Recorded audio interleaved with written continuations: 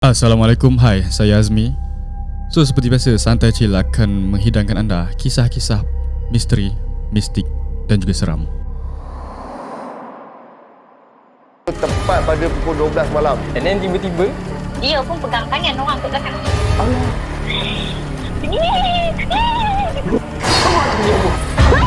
kau tahu tak, aku nampak apa?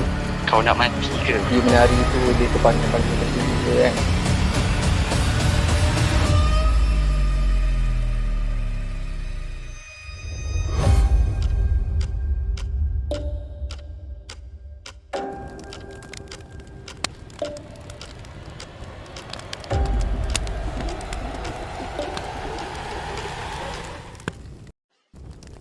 Bismillahirrahmanirrahim.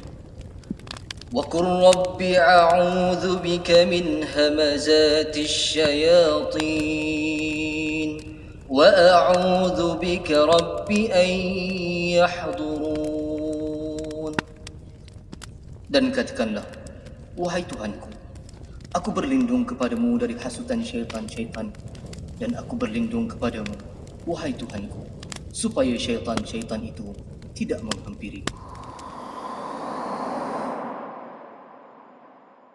Okey, sebelum ada yang bertanya di manakah Abang Hafiz dan ke mana menghilangnya Opa Syuk, minta maaf lah. Malam ni aku bersorangan kerana kita cuba menyampaikan cerita-cerita seram dengan cara yang terbaru, dan harapkan korang boleh komen lah dan bagi feedback apakah yang perlu diperbaiki untuk masa akan datang supaya kita boleh improve lagi channel Santai Chill. Dan kepada anda, terima kasih kerana menonton video ini. Jangan lupa untuk tekan butang like, share dan juga subscribe. Dan yang dah subscribe, thank you so much. Dan mohon juga kepada anda untuk support kita punya social media di ruangan Instagram, Facebook, TikTok. Boleh juga masuk dalam kita punya group Telegram, okay? Link telah pun disediakan di ruangan description. Okay, seperti yang korang nampak lah dekat poster ni kan, dekat thumbnail ni, kisah yang aku nak sampaikan pada hari ini ialah tentang pengalaman misteri penghantar makanan. Dekat Malaysia ni sinonim lah dengan kita punya Foodpanda, dengan kita punya GrabFood kan.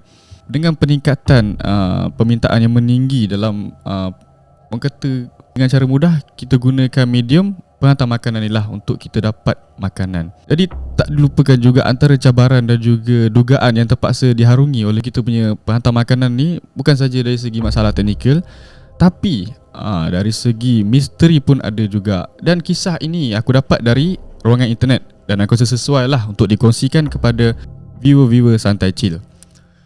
Okey, kisah yang pertama ini adalah tentang Jalaluddin. Aku gelar dia sebagai Jalal lah. Jalal ni seorang penghantar makanan ataupun rider GrabFood. Pengalaman beliau yang dah hampir 2 tahun jadi GrabFood ni, jadi rider GrabFood. Dan tiba-tiba ada satu hari ni, dia buka dia punya dekat apps dia, ada satu order masuk kan, order makanan.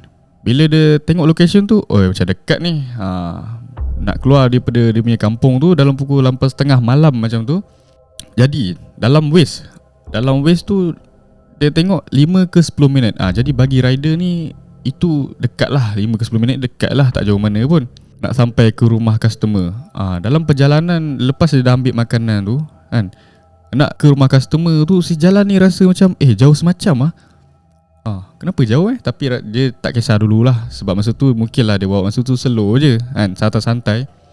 Lagipun dah pukul 8.30, dia fikir okey lah, ini mungkin last order, so lepas ni aku nak close shift, aku nak balik, aku nak rehat. Jadi Jalal ni pun tambahlah kelajuan dia sampai 80km kan. Dia dah tarik kan, plus throttle tu. Dia dah rasa macam 15 minit atas jalan ni, tak sampai-sampai juga. So jalan ni malah lah nak fikir. Dan sampai ada satu kawasan dalam hutan ni kan, dia ternampak ada satu rumah ni. Rumah ni dalam hutan sikit, masuk dalam sikit. Dalam hati Jalal, ini mungkinlah kot rumah dia kan. So Jalal ni pun nak happy kan, nak bagi first impression yang baik kepada customer. Dia turun dan bagi salam. Assalamualaikum. Diam, tak ada sahutan. Dan dia bagi lagi salam buat kali kedua. Assalamualaikum. Sama, tak ada jawapan. Jadi dia macam tak ada orang ni. Kali ketiga dia bagi salam, Assalamualaikum. Sah, Rumah ni macam tak ada orang lah. Lagipun rumah ni pun, keadaan rumah ni pun memang nampak usang sikit. Dan kawasan rumah kampung ni pun ada tangga lah. So jalan ni naik tangga tu, berdiri dekat depan pintu rumah dia. Jalan ketuk. Dia tak puas hati. Dia bagi salam, orang tu tak jawab. Dia naik, dia ketuk.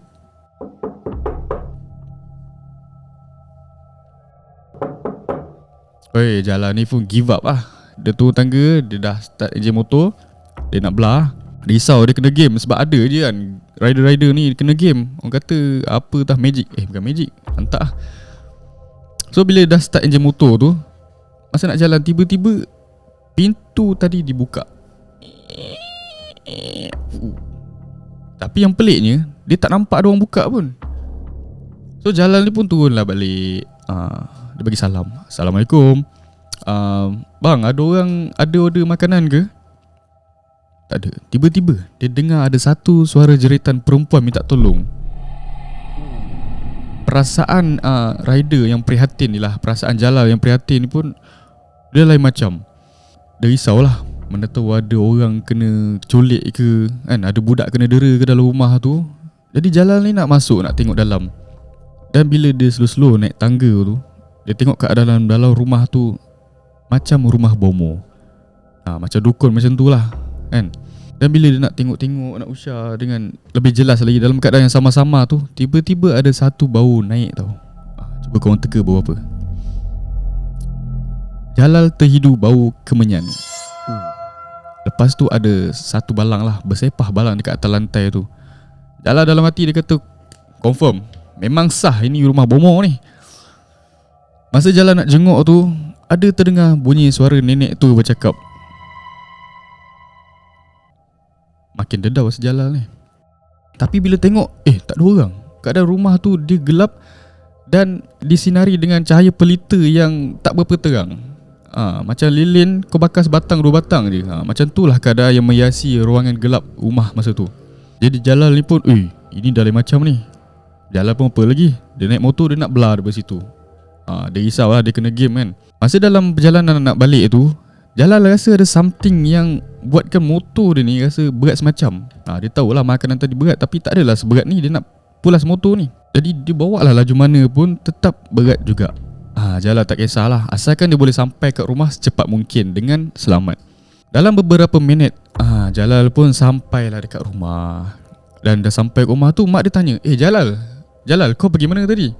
Jalal cakap lah, saya pergi COD makanan tadi mak, dekat rumah tu. Lepas tu kan, mak dia macam cakap dekat Jalal, dah 2 jam lebih dia tak ada dekat rumah. Bila dengar mak Jalal cakap macam tu, dia pun rasa tak sedap hati lah. Dia pun tengok jam dekat dinding. Ya, betul, masa tu jam dah dekat pukul 11. Padahal dia dapat order tadi pukul 8.30 tau. Tanpa dia sedar, dah pukul 11 lebih, 11 malam lebih. Jalal ni pun pergi tukar baju, basuh kaki, bersihkan diri dia sebelum masuk rumah kan. Sampai dekat rumah ni, lain pula yang jadi. Macam-macam lah dugaan rider ni. Okey, Jalal rasa macam ada benda yang ikut dia balik rumah. Dekat rumah Jalal ni kan, memang ada selalu lah dia orang tutup lampu dekat dapur tu. Lampu dia orang buka dekat ruang tamu je. Kat dapur ni biar gelap. Jadi lepas Jalal ni basuh kaki, dia rasa tak sedap hati. Macam ada something yang memerhatikan dia. Dia macam ada benda yang tengah tengok si Jalal ni. Jalal ni malah nak kisahlah, sebab dia rasa mungkin lah aku fikir banyak sangat lah kan pasal rumah tadi. Jadi bila Jalal ni nak rehat lah, nak rehatkan diri dia, nak rehatkan minda dia, dia masuk bilik. Dia nampak lah adik perempuan dia atas katil dia. Azrin, kenapa duduk kat katil abang ni? Tak tidur lagi ke dik? Esok sekolah nanti mak marah ni. Dan adik Jalal ni senyap dan terus keluar daripada bilik Jalal tanpa kata-kata. Pelik. Jalal pelik sebab dia kenal adik dia ni seorang yang mulut bising. Orang kata mulut murai lah, tak boleh buat bincang mat. Kalau adik dia tidur, bau je seaman sikit. Si Jalal ni dia jenis tidur dengan sebilik lah. Dia jenis tidur sebilik dengan adik laki dia. Adik dia yang masa tu tengah main handphone kat katil, pandang Jalal dengan pelik. Lepas tu Jalal tanyalah, kau kenapa tengok abang macam tu? Kau tak puas hati ke kan? Lepas tu adik si Jalal ni tanya, bang, cakap dengan siapa tadi kan, sambil gelak-gelak kan. Lepas tu jalan ni, itulah kau heboh sangat main handphone, main Mobile Legend tu, duk push rank, duk brawl sampai tak sedar adik kau Azrin tu masuk bilik, tidur atas katil abang. Makinlah si adik si Jalal ni pelik. Dia cakap, bang, Azrin dah tidur lah dengan kakak, kenapa dengan abang ni? Oh, bila dengar adik laki Jalal cakap macam tu, Jalal tu berlari masuk bilik kakak dia. Dan bila Jalal tengok adik dia, betul Azrin, adik perempuan sejalan ni, tengah tidur dengan Lena. Masa tu perasaan yang sangat Jalal tak sangka lah. Meremang bulu tengkuk dia kan, jantung dia memang berdegup kencang untuk boleh buat bincang. Esoknya dia tanyalah adik dia Azrin ni kan, Azrin ada masuk ke bilik abang semalam? Lepas tu adik sejalan ni dia gelak lah dengan kakak dia kan, gelak ketawa macam kau main-main ke bang kan. Tapi Jalal ni cerita lah, tak, abang tak main-main. Semalam masa abang hantar makanan dekat rumah, satu rumah ni, satu keadaan misteri yang abang lalui. Dan bila sampai rumah, abang nampak engkau adik tengah tidur atas katil abang. Tapi bila abang tegur kau diam je. Tu yang abang cuak tu, bila abang tengok dalam bilik, kau sebenarnya tengah tidur. Dan bila keluarga sejalan ni rasa lain macam, dia sarankan lah, dia suruh Jalal ni pergi jumpa ustaz, minta ruqyah. Dan setibanya dekat perumahan lah, dekat kawasan ustaz ni untuk rawat si Jalal, ustaz tu cakap yang si Jalal ni hampir ditarik ke alam bunian. Seperti yang kita tahulah, siapa yang masuk alam bunian ni, kebarangkalian untuk lepas balik ke alam nyata sangat sukar.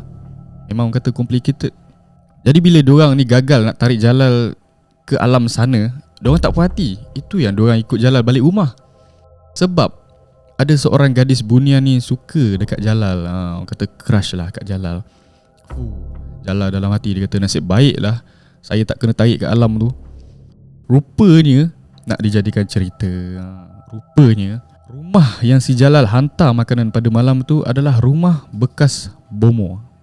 Jadi tak mustahil lah, sebab balang-balang yang berterabur kat lantai tu, dengan kawasan lilin yang memenuhi ruang rumah tu kan. Dan yang lagi mengejutkan si Jalal ni, bila dia dapat tahu tanah rumah itu dibina ialah perkampungan orang bunian. Jadi guys, macam mana cerita yang si Jalal ni lalui? Seram tak seram? Jadi kepada anda lah kan, mungkin ada dalam kalangan kita punya viewer ni merupakan seorang rider. Tak kisahlah Grab Food ke kan, Foodpanda ke, Shopee Food ke, Lalaport ke, bukan Lolol ke kan. Kalau ada cerita-cerita seram, misteri dan juga mistik, bolehlah share kepada kita punya page. Nak share senang je, pergi email pun boleh, nak DM kat Instagram pun boleh, masuk Telegram cakap saya nak share cerita bang, saya ada cerita best saya nak share pun boleh juga. Okey, itu sahaja kisah yang pertama. Okey, kisah yang kedua ni pula sama je. Malam ni kita cerita pasal rider food je, rider Foodpanda ke, Grab Food ke, kita pasal penghantar makanan je malam ni, pasal rider je. Okey, kisah yang kedua ni pula berlaku di Semenanjung Malaysia lah. Dan orang ini pun digelar sebagai Hafiz Yaakob. Okey, Hafiz Yaakob ni kan, kalau dekat kawasan ni dia memang famous lah, orang kenal nama dia. Kau sebut nama Hafiz Yaakob, orang kenal. Dia ni runner dekat sebuah restoran. Restoran tu kita tak boleh lah nak beritahu kan, atas sebab-sebab privacy. Dan restoran ni juga ada menyediakan khidmat COD, cash on delivery. Maknanya sampai makanan depan kau baru kau bayar. Okey, faham Dan kisah ni juga terjadilah kepada Hafiz Yaakob tu sendiri. Dia yang lalui hari Khamis 11 malam. Owner restoran ni dapat order lah dekat WhatsApp business, dia dapat order. Nama owner ni, nama dia Kak Fi. Lepas dah siapkan order, okey, Kak Fi minta lah si Hafiz Yaakob ni hantarkan kepada customer, pelanggan. Masa tu dah dalam pukul 11.30.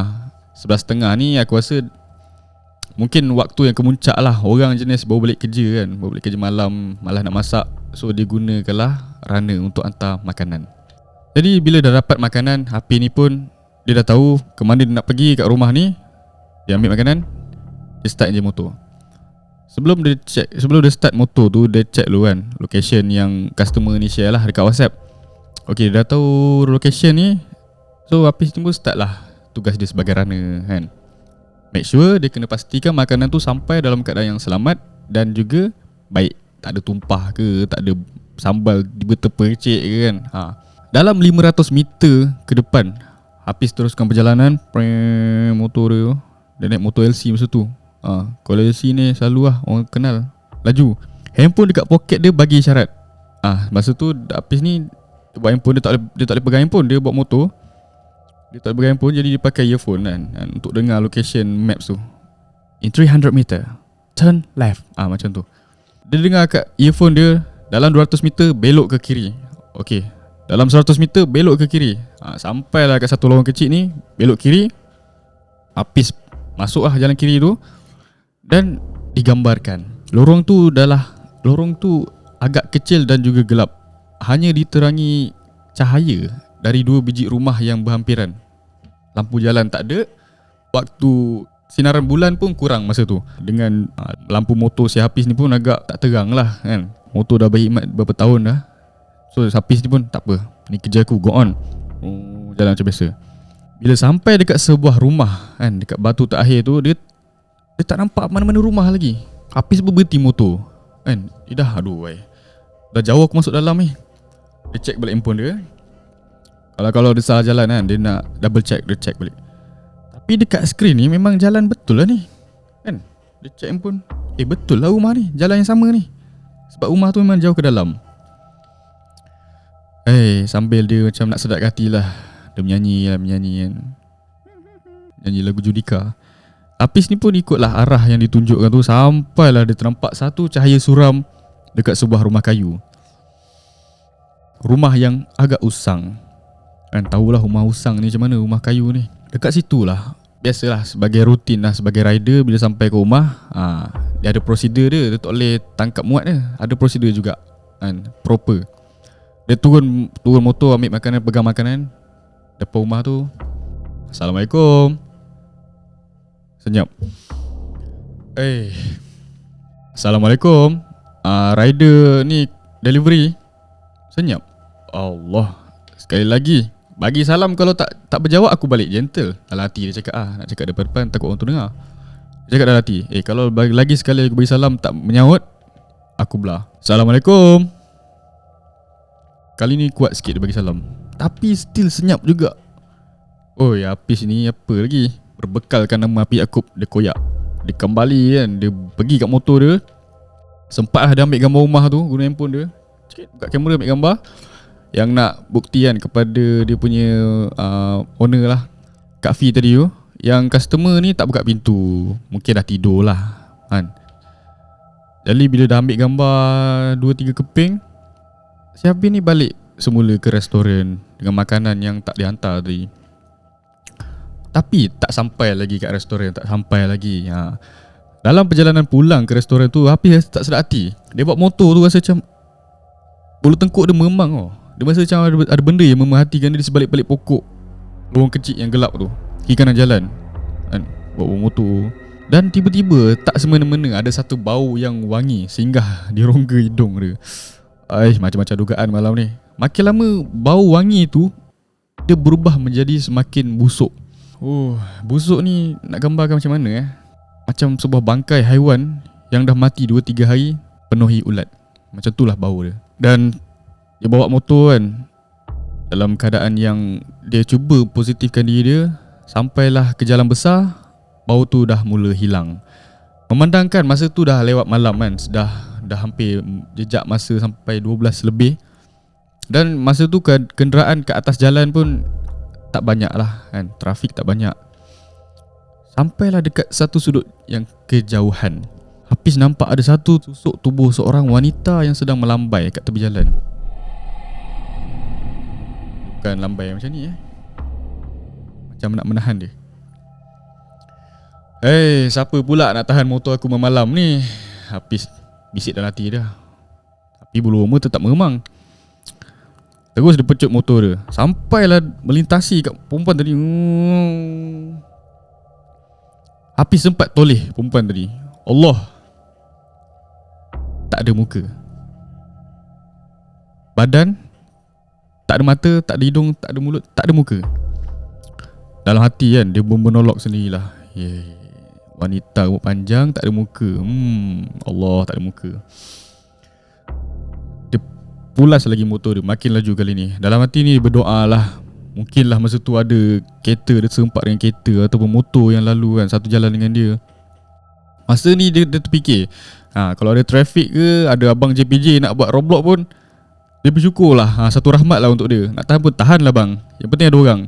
Dalam menggigil buat motor tu, sampailah ke restoran dia, selamat sampai. Dia tengok member dia, member kerja dia, staff pekerja yang lain tengah kemas nak tutup restoran, nak tutup kedai.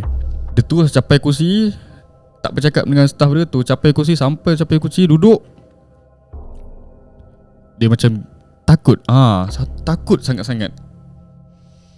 Sambil otak dia tengah fikir, ligat, berfikir menafsir apa yang terjadi tadi ya. Memang membisu. Tak bercakap dengan siapa-siapa pun, sampailah Kak Hafiz tegur dia kan. Kak Hafiz tanya, dah kenapa kau Hafiz? Ini makanan customer, kenapa kau tak hantar? Nanti akak yang kena maki ni tau. Akak yang kena dengan customer ni. Kak, rumah tu tak ada orang lah kak. Dah terjerit saya bagi salam kak. Kau ni macam-macam lah. Kejap akak call dia. Dah tidur lah tu kot, tunggu kau lama sangat. Itulah bawa lagi motor seselo. Sambil Kak Fi ni buka handphone, call customer tu. Tut tut. Tut tut. Klik. Okay, ada orang angkat. Hello. Hello, restoran corner sini. Tadi cik ada order makanan kan? Seekor yang panggang, betul? Senyap. Hello. Hello.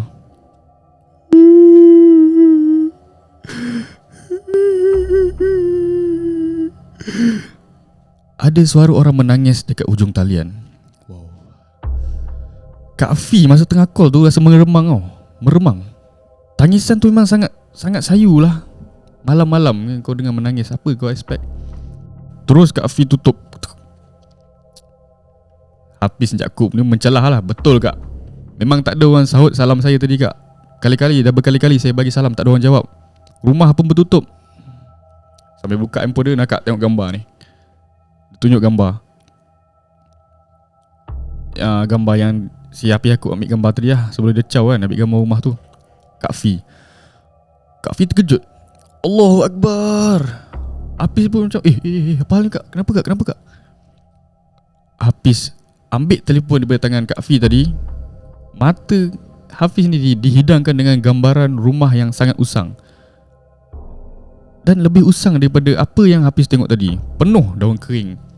Terbuntang, mata terbuntung, terkejut. Nak terkeluar mata bila tengok ada sosok wanita berdiri dekat tingkap rumah tu. Dan wanita tu adalah wanita yang sama tahan motor Hafiz masa dekat tepi jalan tadi. Ya, wanita yang tak ada muka tadi. Tiba-tiba geng, tengah ramai-ramai dekat restoran tu bergema hilayan dari atas bumbung restoran. Pop. Selepas kejadian tu, restoran corner yang tadi tu hanya menyediakan khidmat COD ataupun cash on delivery ni sebelum jam 9 malam. Dan lokasi penghantaran tu pun dihadkan. Maknanya tak lebih lah daripada radius mungkin 5km ataupun tak lebih daripada 2km kan. Bagi menghindarilah perkara-perkara yang macam ni menimpa kepada pekerja dan juga staf restoran. Dalam masa yang sama menjagalah keselamatan mereka. Dan itulah sekian daripada kisah yang kedua disampaikan di ruangan internet. Sambil aku baca ni pun tadi, sambil aku menceritakan pun agak meremang juga. Dan macam biasalah, kepada korang ada tak kisah-kisah seram yang nak disampaikan? Kita mengalu-alukan dan diharapkan semoga cerita dan kisah yang disampaikan pada hari ini memberikan pengajaran dan juga manfaat kepada anda. Yang baik kita ambil sebagai pedoman, yang buruk kita jadikan sebagai sempadan. Terima kasih kepada anda yang setia menonton Santai Chill. Jangan lupa untuk tekan butang like, share dan juga subscribe. Dan yang dah subscribe, thank you so much. Jumpa anda di video yang akan datang. Assalamualaikum. Bye-bye.